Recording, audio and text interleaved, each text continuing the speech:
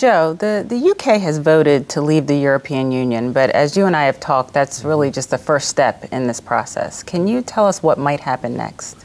Sure, Noni. Well, I think, again, for context, I think we're talking about the role and the relationship of the UK with the broader European Union this time next year, because many of the negotiations that the UK has to have about their future role should Brexit proceed will take some time, at least up to 2 years. So, clearly we're going to see economic fallout in the UK. They very likely will enter recession, and that's a market change from this time last year when the Bank of England was likely to raise rates at this very moment.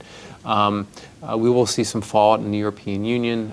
Their economy, which has been growing marginally around 1%, adjusted for inflation, should decelerate further. And the farther you move away from Europe, the less the impact is. Again, assuming financial conditions, which remain fairly solid, remain robust. And that's a big if, though, because this headline risk is not going to go away overnight.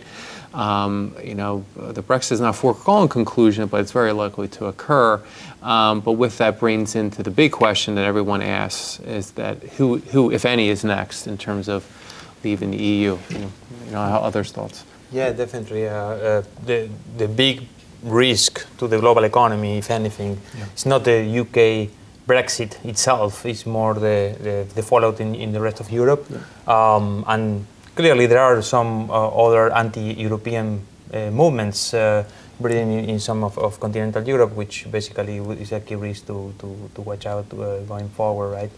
Now, the thing is that we have to keep in mind that some of the countries that are members of the euro area, so in addition to being a part of the European Union, they also share the common currency, the euro. They have an extra hurdle to arrive to a decision similar to what the UK arrived last month. So in that sense, we have to ponder that risk too. It's less of a tail risk because of that. But clearly, it's some important risks to watch out. Yeah, and Joe, you mentioned the long-term nature of this. This certainly is with us for some time to come. But investors a lot of times are talking about, well, what are the short-term impacts? What are the long-term impacts? Really, in the near term, it seems more like it's the uncertainty channel through which this is going to operate. You're not seeing it pass through to the real economy at this stage. Not to say that it won't, but really there's more questions than answers. This is going to be a long, drawn-out process of negotiations on several different fronts. So concern of an imminent drop in GDP, likely in the UK, maybe not as much in the EU before some of these questions are answered, certainly in the US as well.